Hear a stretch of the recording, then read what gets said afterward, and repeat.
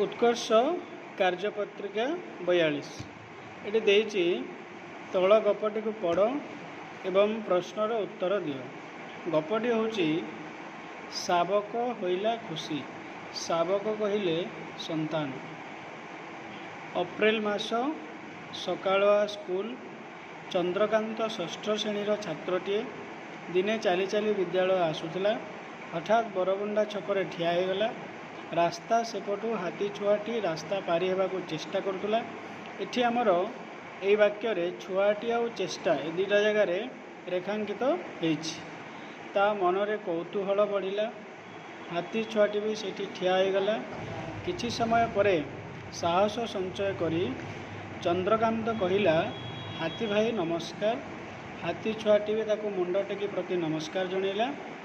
Eighty प्रति नमस्कार न छाड़ी जो अच्छी तक लगी गवा कथा प्रति नमस्कार। चंद्रकांत पचारा, भाई सकाळु सकाळु कुआडे जाउछु? हाथी छुआ कहला, भाई काली रात मो बापा माँ हाथी पलस तुम गाँ को आसीलु, कारण आम जंगल आउ खाद्य नाही। बड़ी भोरु से माने चलीगले। मु छुआटे जाई पारली नाही। चंद्रकांत कहला कि तुम्हें चंदका जंगल छाड़ी कहला कि चंद्रकांत कहला कि तुम्हें तुम चंदका जंगल छाड़ी आम गाँ को कहीं आसील?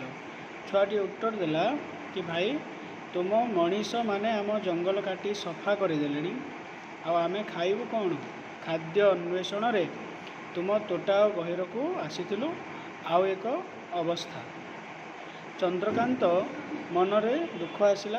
किछि समय चिंता कला। कहला, भाई बड़ हेले मु सांगसाथी कई गछ काटबू ना, गछ लगेबू, तुम जंगल को पुणी थे सबुज करदेबू। चंद्रकांत कथा शुणी हाथी शावकटी मन खुशी गदगद है।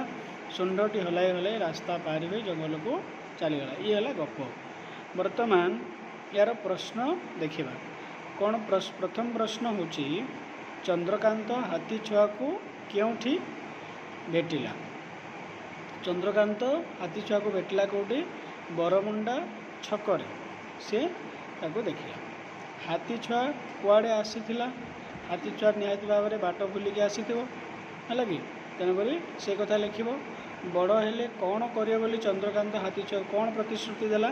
बड़ हेले आमे गछ लगेबू, गछ काटबूनी, जंगल को सबुज सुंदर पुणी करूँ। हाथीपल कहीं गाँ को आसते, कहीं गाँ को आसते ये तुम ताको पढ़ आउ भल भाव में लिख सब लिखाई।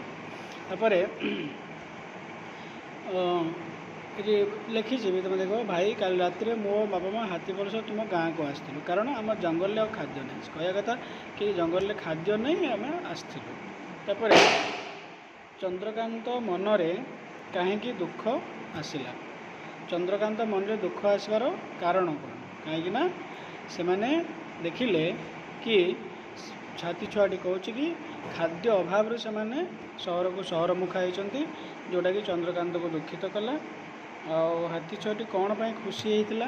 खुशी हबार कारण कि चंद्रकांत ताको प्रतिश्रुति देला जे नूतन जंगल सृष्टि हम, गछ कहीं काटबे इत्यादि।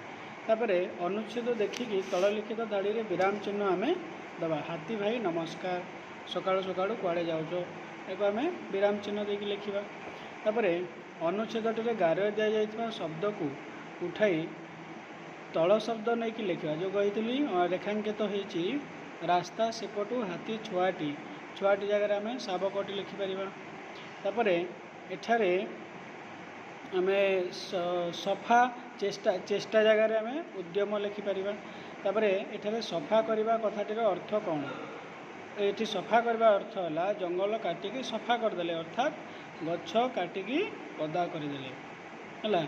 ये सब अच्छी तुम ताको सुंदर भाव में आउ थे पढ़ी बुझिकी उत्तर सब कर।